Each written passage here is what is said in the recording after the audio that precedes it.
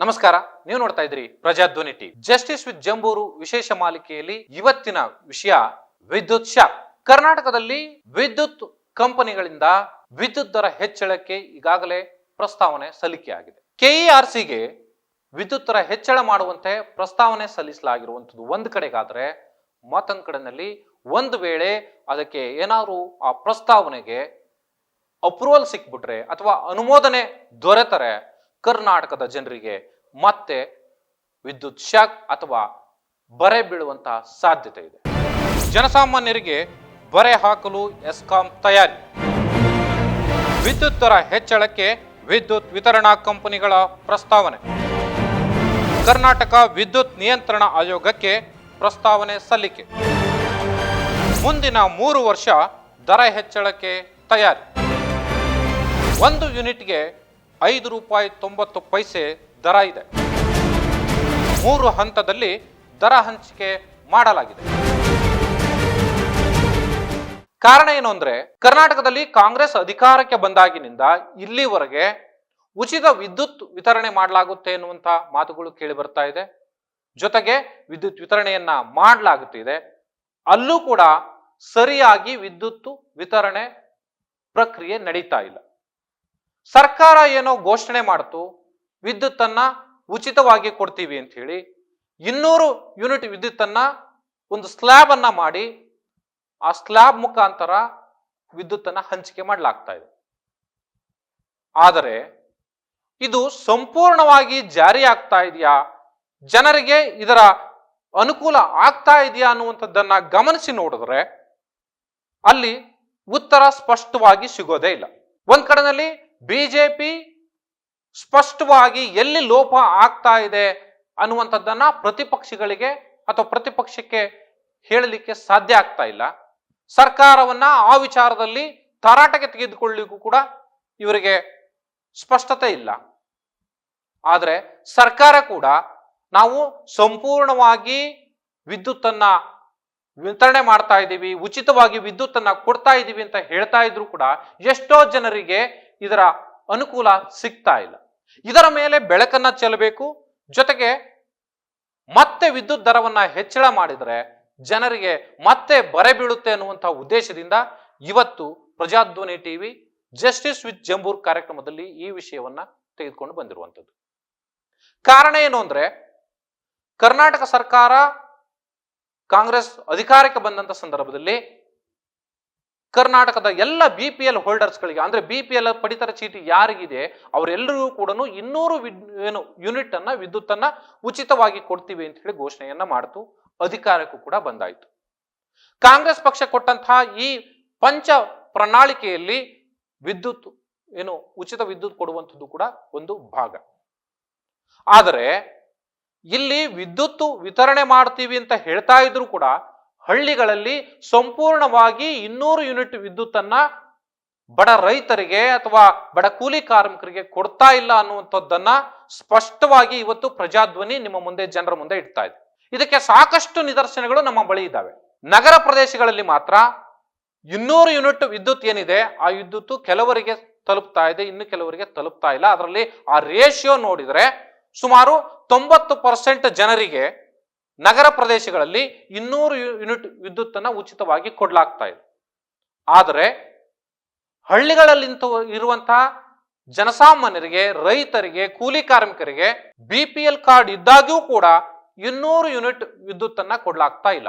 ಕಾರಣ ಏನು ಅಂದ್ರೆ, ವಿದ್ಯುತ್ ವಿತರಣಾ ಕಂಪನಿಗಳು 3 ಹಂತದ ಸ್ಲ್ಯಾಬ್ಗಳನ್ನ ಮಾಡಿಕೊಂಡು ಈ ಮಲ್ಟಿನ್ಯಾಷನಲ್ ಕಂಪನಿಗಳು ತಮ್ಮ ಸರಕನ್ನ ಮಾರಾಟ ಮಾಡುವಂತ ಸಂದರ್ಭದಲ್ಲಿ ರಿಯಾಯಿತಿ ದರದಲ್ಲಿ ನಾವು ಮಾರಾಟ ಮಾಡ್ತೀವಿ ಅಂತ ಹೇಳ್ಕೊಂಡು ಹೇಗೆ ಒಂದು ಸ್ಟಾರ್ ಮಾರ್ಕ್ ಅನ್ನ ಇಡ್ತಾರೋ ಆ ರೀತಿಯ ಸ್ಟಾರ್ ಮಾರ್ಕ್ ಅನ್ನ ಇಟ್ಕೊಂಡು ಸರ್ಕಾರ ಬಡವರಿಗೆ ವಿದ್ಯುತ್ ಅನ್ನ ವಿತರಣೆ ಮಾಡ್ತಾ ಇದೆ. ಹಾಗಾದ್ರೆ ಈ ಸ್ಟಾರ್ ಮಾರ್ಕ್ ಅಂದ್ರೆ ಏನು ಅನ್ನುವಂಥದ್ದನ್ನ ನಾವು ನಿಮಗೆ ತಿಳಿಸ್ಕೊಡ್ತೀವಿ. ರೈತರು ಅಥವಾ ಒಬ್ಬ ಜನಸಾಮಾನ್ಯ ಹಳ್ಳಿಗಳಲ್ಲಿ ಇರುವಂತ ಸಂದರ್ಭದಲ್ಲಿ ಆತನ ಮನೆಯಲ್ಲಿ ಸರ್ಕಾರ ನ್ಯಾಯೋಚಿತವಾಗಿ 200 ಯೂನಿಟ್ ವಿದ್ಯುತ್ ಅನ್ನ ಕೊಡಬೇಕು. ಆದರೆ ಆ 200 ಯೂನಿಟ್ ಆತನಿಗೆ ತಲುಪ್ತಾ ಇಲ್ಲ. ಒಂದು ಮನೆಯಲ್ಲಿ ಸುಮಾರು 50 ಯೂನಿಟ್ ವಿದ್ಯುತ್ ಅನ್ನ ಅವರು ಸಾಮಾನ್ಯವಾಗಿ ಹಿಂದಿನ ಒಂದು 3 ತಿಂಗಳ ಅವಧಿನಲ್ಲಿ ಕೇವಲ ತಿಂಗಳಿಗೆ 50 ಯೂನಿಟ್ ವಿದ್ಯುತ್ ಅನ್ನ ಅವರು ಬಳಕೆ ಮಾಡ್ತಾ ಇದ್ರು ಅನ್ನೋದಾದ್ರೆ, ಅವರಿಗೆ ಅದರ ಆಧಾರದ ಮೇಲೆ ಕೇವಲ 30 ಅಂದ್ರೆ 30 ಯೂನಿಟ್ ಮಾತ್ರ ಅಥವಾ 32 ಯೂನಿಟ್ ಮಾತ್ರ ಉಚಿತವಾಗಿ ಸಿಗುತ್ತೆ. ಆ 30 ಯೂನಿಟ್ ನಂತರದಲ್ಲಿ ಏನಾದ್ರೂ ಅವರು ವಿದ್ಯುತ್ತನ್ನ ಹೆಚ್ಚಳ ಮಾಡಿದ್ರೆ ಅಥವಾ ಹೆಚ್ಚು ಬಳಕೆಯನ್ನ ಮಾಡಿದ್ರೆ, ಸರಾಸರಿ ಹಿಂದಿನ ಅವಧಿಯಲ್ಲಿ ಏನೊಂದು 30 ಯೂನಿಟ್ ಅವರು ಬಳಕೆ ಮಾಡಿದ್ದು ಅದೇ ಆಧಾರದ ಮೇಲೆ ಆ ವಿದ್ಯುತ್ನ ಪ್ರಮಾಣ ನಿಗದಿ ಆಗುತ್ತೆ. ಒಂದು ವೇಳೆ ಅವರು 50 ಯೂನಿಟ್ ಏನಾದ್ರೂ ಈ ಬಾರಿ ಬಳಕೆ ಮಾಡಿದ್ರೆ ಆ ಹೆಚ್ಚುವರಿ 20 ಯೂನಿಟ್ನ ದರ ಏನಿದೆ ಅದನ್ನ ಪ್ರತಿಯೊಬ್ಬ ಬಳಕೆದಾರನು ಕೂಡ ಕಟ್ಟಬೇಕಾದಂತ ಸ್ಥಿತಿ ಕರ್ನಾಟಕದಲ್ಲಿ ಇರುವುದು. ಸೊ ಹಾಗಾದ್ರೆ ಕರ್ನಾಟಕ ಸರ್ಕಾರ ಎಲ್ಲಿ ಉಚಿತವಾಗಿ ವಿದ್ಯುತ್ತನ್ನ 200 ಯೂನಿಟ್ ವಿದ್ಯುತ್ತನ್ನ ಉಚಿತವಾಗಿ ಕೊಡ್ತಾ ಇದೆ? ಇದು ಪ್ರಜಾಧ್ವನಿಯ ಪ್ರಶ್ನೆ. ನ್ಯಾಯ ಎಲ್ಲರಿಗೂ ಒಂದೇನೆ. ಸರ್ಕಾರ ಒಂದು ಕಾನೂನನ್ನ ಮಾಡದಂತ ಸಂದರ್ಭದಲ್ಲಿ ಅಥವಾ ಒಂದು ಘೋಷಣೆಯನ್ನ ಮಾಡದಂತ ಸಂದರ್ಭದಲ್ಲಿ, ಅಧಿಕೃತವಾಗಿ ಆದೇಶಗಳನ್ನ ಮಾಡಿದಂತ ಸಂದರ್ಭದಲ್ಲಿ ಅದು ಎಲ್ಲರಿಗೂ ಕೂಡ ಸಲ್ಲಬೇಕಾದಂತ ನ್ಯಾಯ. ಆದರೆ ಹಳ್ಳಿಯ ರೈತರಿಗೆ, ಸಿಟಿಯಲ್ಲಿ ಇದ್ದಂಥವ್ರಿಗೆ ಅಥವಾ ಬಾಡಿಗೆ ಮನೆ ಇರ್ಬೋದು ಅಥವಾ ಸ್ವಂತ ಮನೆ ಇರ್ಬೋದು, ಅಂಥವ್ರಿಗೆ ಉಚಿತವಾಗಿ ವಿದ್ಯುತ್ತನ್ನ ಕೊಡ್ತೀರಿ ಅನ್ನೋದಾದ್ರೆ 200 ಯೂನಿಟ್ ಅನ್ನ ಹಳ್ಳಿಯಲ್ಲಿ ಇರ್ತಕ್ಕಂಥ ರೈತರಿಗೆ, ಸಾಮಾನ್ಯ ಜನರಿಗೆ, ಕೂಲಿ ಕಾರ್ಮಿಕರಿಗೆ ಯಾಕೆ 200 ಯೂನಿಟ್ ವಿದ್ಯುತ್ ಕೊಡ್ಲಿಕ್ಕೆ ಸಾಧ್ಯ ಆಗ್ತಾ ಇಲ್ಲ? ಸರ್ಕಾರ ಎಲ್ಲೋ ಒಂದ್ ಕಡೆಗೆ ಅಲ್ಲೂ ಒಂದು ಸ್ಲ್ಯಾಬ್ ಅನ್ನ ಹಾಕೊಂಡು ಅವರು ಬಳಕೆ ಎಷ್ಟು ಮಾಡಿದ್ದಾರೆ ಅದರ ಆಧಾರದ ಮೇಲೆ ನೀವು ವಿದ್ಯುತ್ತನ್ನು ಉಚಿತವಾಗಿ ನಾವು ಕೊಡ್ತೀವಿ ಅನ್ನುವಂಥದ್ದನ್ನ ನಿಗದಿ ಮಾಡಿಕೊಂಡು ಮೇಲ್ನೋಟಕ್ಕೆ ನಾವು 200 ಯೂನಿಟ್ ವಿದ್ಯುತ್ತನ್ನ ಕೊಡ್ತಿದೀವಿ ಅಂತ ಹೇಳಿ ಘೋಷಣೆ ಮಾಡ್ಕೊಂಡು ಕೂತ್ರೆ, ಹಾಗಾದ್ರೆ ಜನಸಾಮಾನ್ಯರಿಗೆ ನೀವು ಯಾವ ರೀತಿಯ ನ್ಯಾಯವನ್ನ ಕೊಡ್ತೀರಿ? ಹೇಳುವುದೊಂದು ಮಾಡುವುದೊಂದು ಅನ್ನುವಂಥ ಸ್ಥಿತಿ ನಿರ್ಮಾಣ ಆಗಿರುವಂತ ಸಂದರ್ಭದಲ್ಲಿ ಈಗ KERCಗೆ ಮತ್ತೊಂದು ಪ್ರಸ್ತಾವನೆ ಬಂದು ಕುಳಿತಿದೆ. ವಿದ್ಯುತ್ ದರವನ್ನ ಹೆಚ್ಚಳ ಮಾಡಬೇಕು, ಅದು ಕೇವಲ 1 ವರ್ಷಕ್ಕಲ್ಲ, ಮುಂದಿನ 3 ವರ್ಷದಲ್ಲೂ ಕೂಡ ಹಂತ ಹಂತವಾಗಿ ವಿದ್ಯುತ್ ದರ ಏರಿಕೆ ಮಾಡಬೇಕು ಅನ್ನುವಂಥದ್ದನ್ನ ಪ್ರಸ್ತಾವನೆಯನ್ನ ಸಲ್ಲಿಸಿ ವಿದ್ಯುತ್ ಏನು ಉತ್ಪಾದನಾ ಕಂಪನಿಗಳು ಸುಮ್ಮನೆ ಕುಳಿತಿವೆ. ಕರ್ನಾಟಕದಲ್ಲಿ ಸಾಕಷ್ಟು ಮಳೆಯಾಗಿದೆ, ವಿದ್ಯುತ್ ಉತ್ಪಾದನೆ ಚೆನ್ನಾಗಿ ಆಗ್ತಾ ಇದೆ, ಜಲ ವಿದ್ಯುತ್ ಉತ್ಪಾದನೆ ಚೆನ್ನಾಗಿರುವಂತ ಸಂದರ್ಭದಲ್ಲೂ ಕೂಡ ವಿದ್ಯುತ್ ದರ ಹೆಚ್ಚಳಕ್ಕೆ ಪ್ರಸ್ತಾವನೆ ಸಲ್ಲಿಕೆ ಆಗಿದೆ. ಹಾಗಾದ್ರೆ ಜನಸಾಮಾನ್ಯರಿಗೆ ನ್ಯಾಯ ಕೊಡುವವರು ಯಾರು? ಈಗಾಗಲೇ ಸಲ್ಲಿಕೆ ಆಗಿರುವಂತ KERCಗೆ ಸಲ್ಲಿಸತಕ್ಕಂತ ಆ ಫೈಲ್ ಅನ್ನ ನೋಡಿದ್ರೆ ಅಲ್ಲಿ ಸ್ಪಷ್ಟವಾಗಿ ಹೇಳುವಂತದ್ದು, ಮುಂದಿನ ವರ್ಷದಲ್ಲಿ 70 ಪೈಸೆನ ನಾವು ಹೆಚ್ಚಳ ಮಾಡಿದ್ರೆ ಅದರ ನಂತರದಲ್ಲಿ 75 ಪೈಸೆನ ಹೆಚ್ಚಳ ಮಾಡಬೇಕಾಗುತ್ತೆ. ಅದರ ನಂತರದ ಮುಂದಿನ ವರ್ಷದಲ್ಲಿ ಅಂದ್ರೆ 3 ವರ್ಷದ ಪೀರಿಯಡ್ ಅಲ್ಲಿ ಕೊನೆ ಹಂತದಲ್ಲಿ 90 ರಿಂದ 95 ಪೈಸೆನ ನಾವು ಹೆಚ್ಚಳ ಮಾಡಬೇಕಾಗುತ್ತೆ. ಇದಕ್ಕೆ KERC ಅನುಮೋದನೆಯನ್ನ ಕೊಡಬೇಕು ಅಂತ ಹೇಳಿ ಪ್ರಸ್ತಾವನೆಯನ್ನ ಸಲ್ಲಿಕೆ ಮಾಡಲಾಗಿದೆ.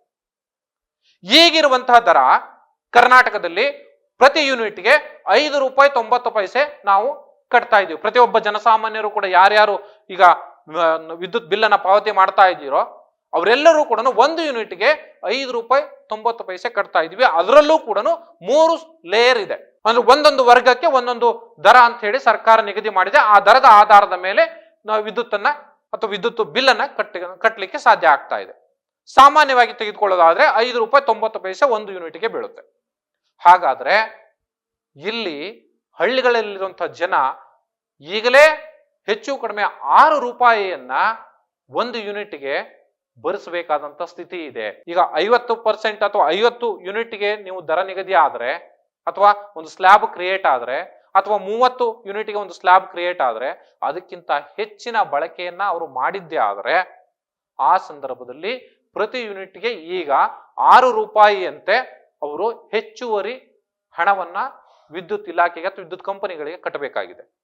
ಆದರೆ ಮುಂದಿನ 3 ವರ್ಷ 70 ಪೈಸೆ ಅಥವಾ 75 ಪೈಸೆ ಅಥವಾ 95 ಪೈಸೆ ಹಣವನ್ನ ಮತ್ತೆ ಹೆಚ್ಚಳ ಮಾಡಿದ್ದೆ ಆದ್ರೆ 1 ಯೂನಿಟ್ಗೆ ಆಟೋಮೆಟಿಕ್ ಆಗಿ ವಿದ್ಯುತ್ನ ದರದ ಬರೆ ಜನಸಾಮಾನ್ಯರ ಮೇಲೆ ಬೀಳುತ್ತೆ. ಹಾಗಾದ್ರೆ ಸರ್ಕಾರಗಳು ಈಗ ಕೊಡುವಂತಹ ಸಂದರ್ಭದಲ್ಲೇನೆ ಸರಿಯಾಗಿ ವಿದ್ಯುತ್ ದರವನ್ನ ನಿಗದಿ ಮಾಡ್ತಾ ಇಲ್ಲ. ಎಲ್ಲೋ ಒಂದ್ ಕಡೆಗೆ ನಾವು ಫ್ರೀಯಾಗಿ ವಿದ್ಯುತ್ತನ್ನ ಕೊಡ್ತೀವಿ ಅಂತ ಹೇಳ್ತಾ ಇದ್ರು ಕೂಡ ಅದಕ್ಕೆ ತನ್ನದೇ ಆದ ರೀತಿಯಲ್ಲಿ ಆ ಕಂಪನಿಗಳ ಅಂಡರ್ ಅಲ್ಲಿ ಒಂದು ಸ್ಲ್ಯಾಬ್ ಅನ್ನ ಸೃಷ್ಟಿ ಮಾಡಿಕೊಂಡು ಜನಸಾಮಾನ್ಯರಿಗೆ 200 ಯೂನಿಟ್ ವಿದ್ಯುತ್ ನಾವು ಕೊಡ್ತೀವಿ ಅಂತ ಹೇಳ್ತಾನೆ ಅಲ್ಲಿ ಲೈನ್ ಮನ್ಗಳ ಮೂಲಕ ಅಥವಾ ವಿದ್ಯುತ್ ಬಿಲ್ ಅನ್ನ ಯಾರು ಹಳ್ಳಿಗಳಲ್ಲಿ ಕೊಡ್ಲಿಕ್ಕೆ ಹೋಗ್ತಾರೋ ಅಂಥವರ ಮೂಲಕ ಜನಸಾಮಾನ್ಯರ ಮೇಲೆ ಒತ್ತಡವನ್ನ ಹೇರುವಂಥದ್ದು, ದಬ್ಬಾಳಿಕೆಯನ್ನ ಮಾಡುವಂಥದ್ದು, ಅಧಿಕಾರಿಗಳು ಅವ್ರ ಮೇಲೆ ಪ್ರೆಷರ್ ಹಾಕಿ ಒತ್ತಡವನ್ನ ಹೇರಿ ಬಲವಂತವಾಗಿ ವಿದ್ಯುತ್ ಬಿಲ್ ಅನ್ನ ಕಟ್ಟಿಸಿಕೊಳ್ಳುವಂಥದ್ದು ವಾತಾವರಣ ಸೃಷ್ಟಿಯಾಗಿದೆ.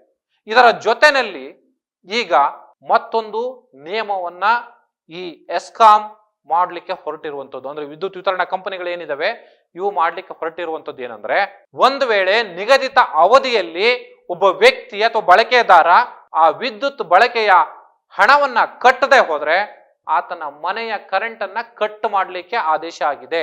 ಸರ್ಕಾರ ಈ ವಾರದಲ್ಲಿ ಮಾಡಿರುವಂತಹ ಆದೇಶ ಇದು. ಬೇರೆ ಯಾವುದೋ ಕಾರಣಕ್ಕೋ ಅಥವಾ ಸಂಕಷ್ಟದಲ್ಲಿರುವಂತಹ ಸಂದರ್ಭದಲ್ಲೋ ಅಥವಾ ಇನ್ಯಾವುದೋ ಒಂದು ಅನಾರೋಗ್ಯದ ಕಾರಣಕ್ಕೋ ಮತ್ತೊಂದು ಕಾರಣಕ್ಕೋ ಆತ ಬಿಲ್ ಅನ್ನ ಕಟ್ಟದೆ ಹೋದ್ರೆ ಆತನ ಮನೆಯ ಕರೆಂಟ್ ಕಟ್ ಮಾಡ್ಲಿಕ್ಕೆ ಸರ್ಕಾರ ಆದೇಶವನ್ನ ಹೊರಡಿಸಿದೆ, ಅಂದ್ರೆ ವಿದ್ಯುತ್ ಕಂಪನಿಗಳು ಆದೇಶವನ್ನ ಹೊರಡಿಸಿದ್ದಾವೆ. ಇಂಥ ಸಂದರ್ಭದಲ್ಲಿ ಜನಸಾಮಾನ್ಯರಿಗೆ ಇದು ಎಷ್ಟರ ಮಟ್ಟಿಗೆ ಹೊರೆಯಾಗುತ್ತೆ ಅನ್ನುವಂತ ಕನಿಷ್ಠ ಪರಿಕಲ್ಪನೆ ಕೂಡ ಆಡಳಿತಶಾಹಿ ವರ್ಗಕ್ಕಾಗಲಿ ಅಥವಾ ವಿದ್ಯುತ್ ವಿತರಣಾ ಕಂಪನಿಗಳಿಗಾಗಲಿ ಇಲ್ಲದೆ ಇರುವಂಥದ್ದು ನಿಜಕ್ಕೂ ದುರದೃಷ್ಟಕರ ಸಂಗತಿ. ಯಾಕಂದ್ರೆ ಜನಸಾಮಾನ್ಯರ ಜೀವನ ನೋಡಿದ್ರೆ ಎಲ್ಲರೂ ಕೂಡ ಒಂದೇ ಪ್ರಕಾರವಾಗಿ ಬದುಕ್ತಾರೆ ಅಂತ ಹೇಳಲಿಕ್ಕೆ ಆಗೋದಿಲ್ಲ. ಅವರದೇ ಆದ ಸ್ಟ್ರಗಲಿಂಗ್ ಅಥವಾ ಶ್ರಮ, ಕಷ್ಟ ನಷ್ಟಗಳು ಸಾಕಷ್ಟು ಇರುತ್ತೆ. ಯಾವುದೋ ಒಂದು ಸಂದರ್ಭದಲ್ಲಿ ವಿದ್ಯುತ್ ಅನ್ನ ಕಟ್ಲಿಕ್ಕೆ ಆಗದೆ ಇರುವಂತ ಸಂದರ್ಭದಲ್ಲಿ ಅದಕ್ಕೆ ಒಂದು ವಿನಾಯಿತಿ ಕೊಡುವಂತ ಅಥವಾ ಇಷ್ಟು ದಿನ ನಿಗದಿ ಇಡಬೇಕು, ಆನಂತರ ಕಟ್ಟದೆ ಹೋದ್ರೆ ಮುಂದಿನ ನಿರ್ಧಾರಗಳನ್ನು ತೆಗೆದುಕೊಳ್ಬೇಕು, ಒಂದು ನೋಟಿಸ್ ಅನ್ನು ಕೊಡಬೇಕು, ಆಮೇಲೆ ಮುಂದಿನ ನಿರ್ಧಾರಗಳನ್ನು ತೆಗೆದುಕೊಳ್ಬೇಕು. ಆದರೆ ಈ ಎಸ್ಕಾಂ ಏಕಾಏಕಿ ಈಗ ಒಂದು ಟೈಮ್ ಬಾಂಡ್ ಅನ್ನ ಫಿಕ್ಸ್ ಮಾಡಿ ಆ ಟೈಮ್ ಬಾಂಡ್ ಅಡಿಯಲ್ಲಿ ವಿದ್ಯುತ್ ದರವನ್ನ ಕಟ್ಟದೆ ಹೋದ್ರೆ ಕರೆಂಟ್ ಕಟ್ ಮಾಡ್ಲಿಕ್ಕೆ ಸೂಚನೆಯನ್ನ ನೀಡಿದೆ. ಇದು ಬಹಳಷ್ಟು ಜನರಿಗೆ ಗೊತ್ತಿಲ್ಲ. ಸೊ ಹೀಗಿರುವಂತ ಸಂದರ್ಭದಲ್ಲಿ ಸಹಜವಾಗಿ ವಿದ್ಯುತ್ ಬಿಲ್ ಅನ್ನ ಬರೀಲಿಕ್ಕೆ ಯಾರು ಬರ್ತಾರೆ, ಅದು ಬಿಲ್ ಕಲೆಕ್ಟರ್ ಯಾರು ಬರ್ತಾರೆ ಆತನ ಮೇಲೆ ಮುಗಿ ಬೀಳುವಂತ ಸಾಧ್ಯತೆ ಇದೆ.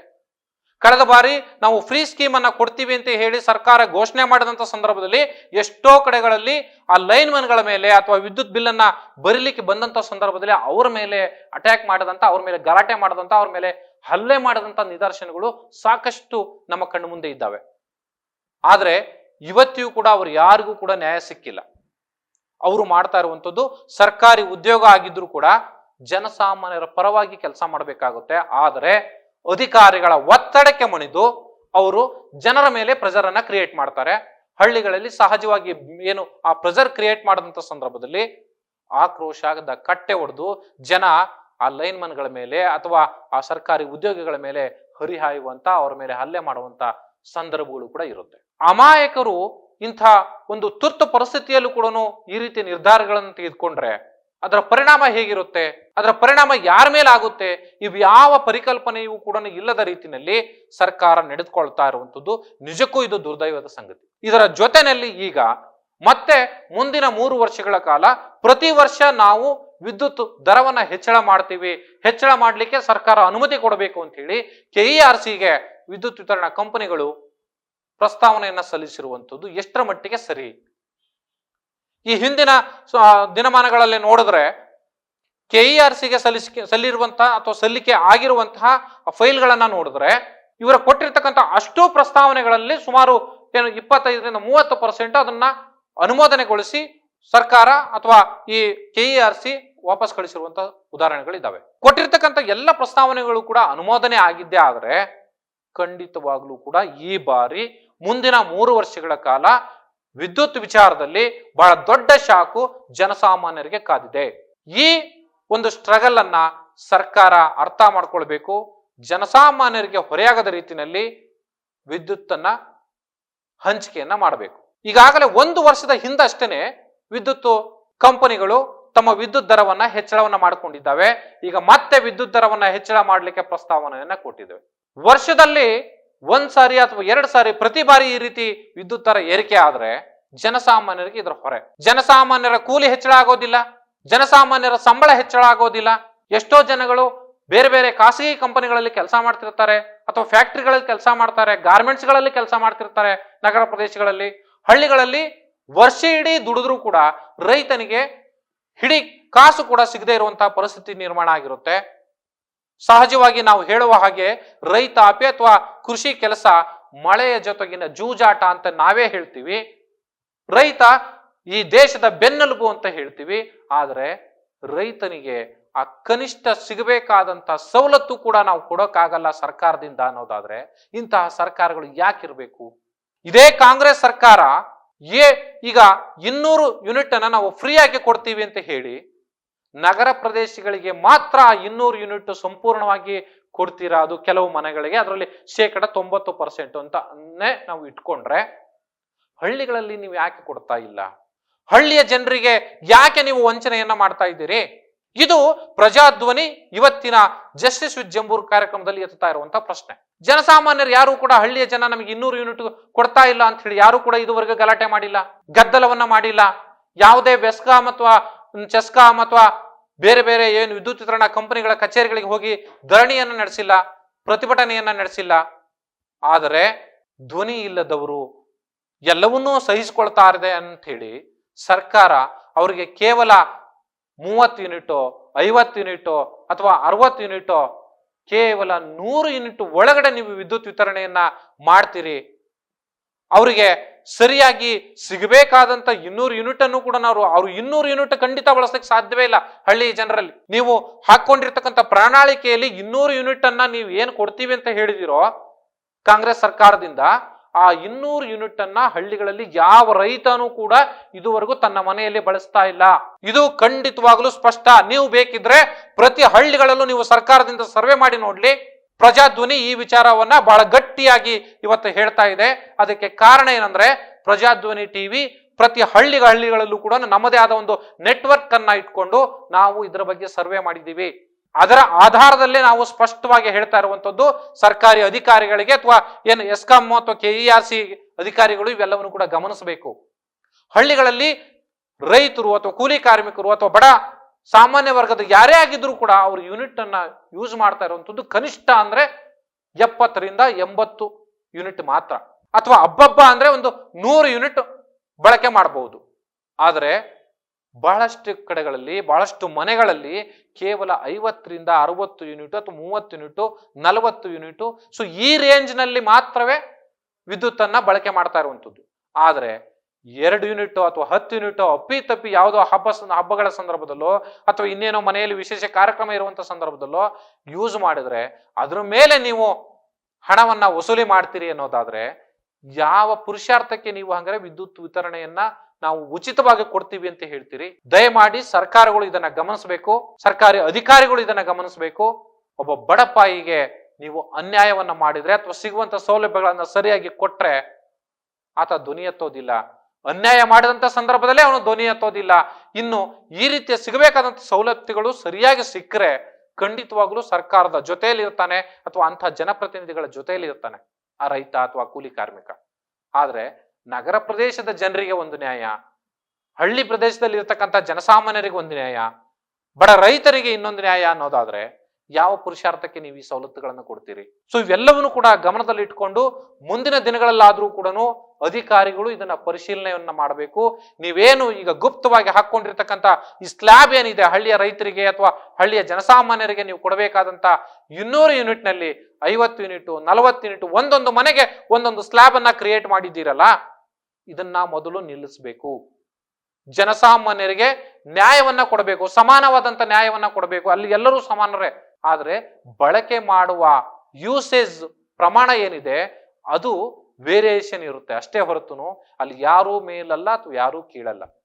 ಆದ್ರೆ ಅವ್ರು ಏನು ಬಳಕೆ ಮಾಡ್ತಿದ್ರು, ಹಿಂದಿನ 3 ತಿಂಗಳು ಏನು ಬಳಕೆ ಮಾಡಿದ್ದಾರೆ ಆ ಬಳಕೆ ಆಧಾರದ ಮೇಲೆ ನೀವು ಯೂನಿಟ್ ಅನ್ನ ನಿಗದಿ ಮಾಡೋದಾದ್ರೆ ಮತ್ತೆ ಯಾವ ಪುರುಷಾರ್ಥಕ್ಕೆ ನೀವು ಹಾಗಾದ್ರೆ 200 ಯೂನಿಟ್ ನಾವು ಫ್ರೀ ಕೊಡ್ತೀವಿ ಅಂತ ಹೇಳಿ ಬಹಳ ಜಂಬದಿಂದ ಹೆಗ್ಗಳಿಕೆಯಿಂದ ಹೇಳ್ಕೊಳ್ತೀರಿ?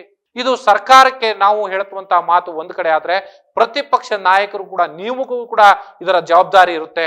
ನೀವು ಕೂಡ ಇಂತಹ ವಿಚಾರಗಳನ್ನ ಕೇವಲ ರಾಜಕಾರಣಕ್ಕೆ ಅಥವಾ ಮತಾಂಧತೆ ವಿಚಾರಗಳನ್ನ ಇಟ್ಕೊಂಡು ಅಥವಾ ಜಾತಿ ತಾರತಮ್ಯದ ವಿಚಾರಗಳನ್ನ ಇಟ್ಕೊಂಡು ಕೇವಲ ತಮ್ಮ ಅಥವಾ ನಿಮ್ಮ ತೆವಲಿನ ರಾಜಕಾರಣವನ್ನ ಬಿಟ್ಟು ಜನಸಾಮಾನ್ಯರ ಪರವಾಗಿ ಧ್ವನಿ ಎತ್ತುವುದನ್ನ ಕಲಿಬೇಕು. ಜನಸಾಮಾನ್ಯರ ಧ್ವನಿಯಾಗಿ ನೀವು ನಿಲ್ಲಬೇಕು. ಆಗ ಮಾತ್ರ ಜನ ನಿಮ್ಮನ್ನು ನಂಬಲಿಕ್ಕೆ ಸಾಧ್ಯ. ಆಡಳಿತ ವ್ಯವಸ್ಥೆ ಸಹಜವಾಗಿ ತಪ್ಪು ಮಾಡುವಂಥದ್ದು ಕಾಮನ್ನು. ಆದ್ರೆ ಪ್ರತಿಪಕ್ಷಗಳು ಆ ತಪ್ಪುಗಳನ್ನ ಎತ್ತಿ ತೋರಿಸಬೇಕು. ಜನಸಾಮಾನ್ಯರ ಅಥವಾ ಜನರ ಅಥವಾ ರೈತರ ಪರವಾಗಿ ಅವರ ಏನು ಧ್ವನಿ ಇಲ್ಲದವರ ಧ್ವನಿಯಾಗಿ ನೀವು ಪ್ರತಿಪಕ್ಷ ನಾಯಕರುಗಳು ನಿಲ್ಲಬೇಕು. ಈ ಅಧಿವೇಶನ ಸಂದರ್ಭದಲ್ಲಾದ್ರೂ ಕೂಡ ಪ್ರತಿಪಕ್ಷಗಳು ಇಂಥದ್ದನ್ನ ಗಮನಿಸಬೇಕು. ದಯಮಾಡಿ ಈ ವಿಚಾರವನ್ನ ಸದನದಲ್ಲಿ ಚರ್ಚೆಯನ್ನ ಮಾಡಬೇಕು.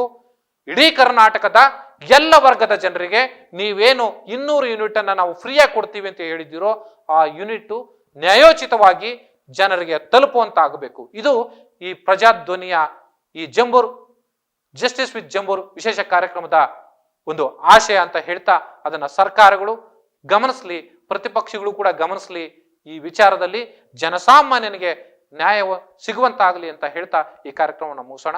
ನಮಸ್ಕಾರ.